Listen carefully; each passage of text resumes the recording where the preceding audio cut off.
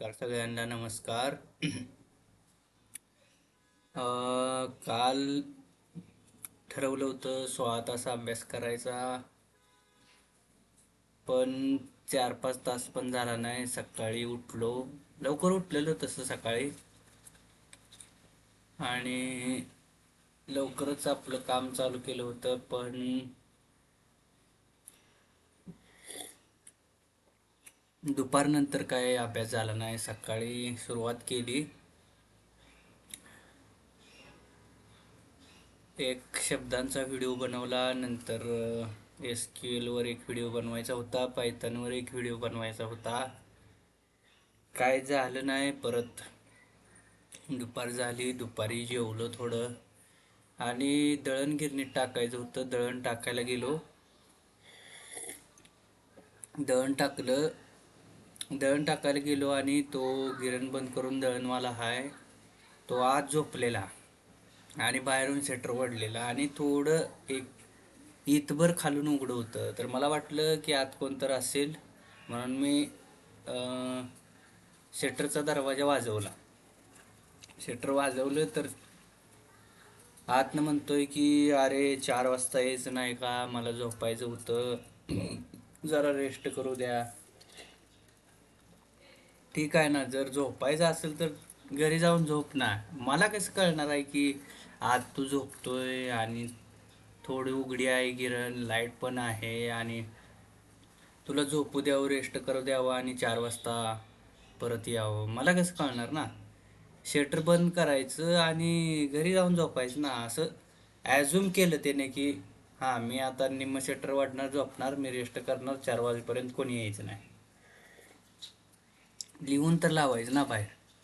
मग त्याला म्हटलं हे घे, ठेव आत, तू रेस्ट कर, 4 वाजता दळण दळ, परत मी येतो.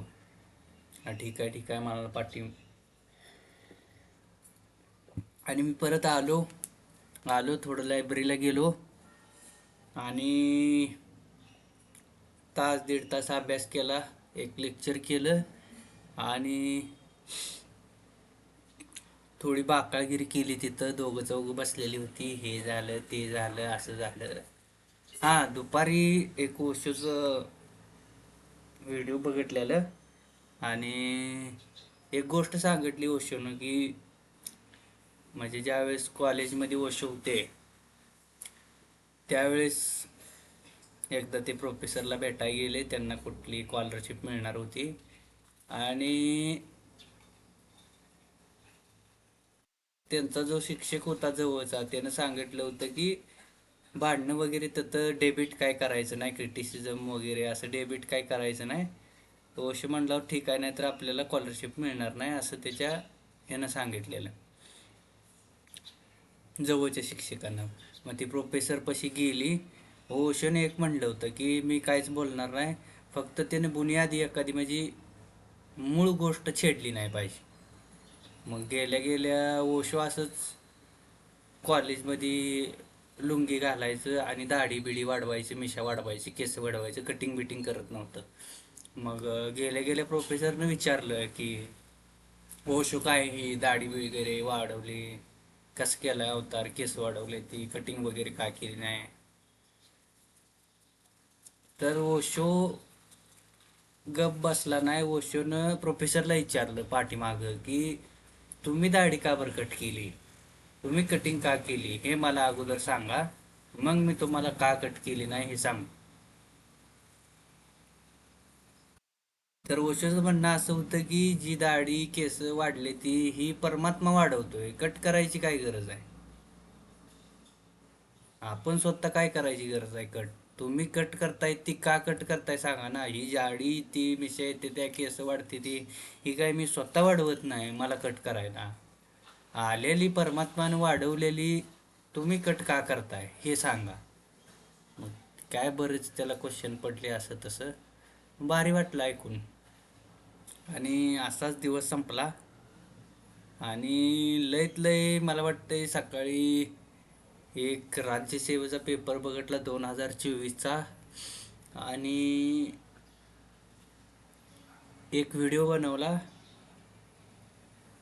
ब्लर आलेला तो पण, आणि नंतर लायब्ररीला गेलो, थोडा अभ्यास केला, आलो. रात्री अभ्यास करावं म्हणलेलं पण जेवण करून झोपलो. ओशीची एक स्टोरी ऐकली आणि जरा 7-8 वाजता थोडं घशामध्ये असं वाटायला लागलं की थोडं घसा सुजतोय आणि सर्दी येण्याचे चान्सेस आहे, कारण आत्ता बऱ्यापैकी सगळीकडे व्हायरल आहे. सगळीकडे रूममध्ये, लायब्ररीत, सगळीकडे सगळे आजारी आहे ती. 2-3 दिवस मी ठीक होतो, पण तरी पण सगळ्याच्या ह्यानं मला वाटतंय मला पण व्हायरल इन्फेक्शन झालंय. आणि दुसऱ्या दिवशी मी उद्या आजारी पडणारच अशी परिस्थिती आहे. बघू काय होतंय. धन्यवाद.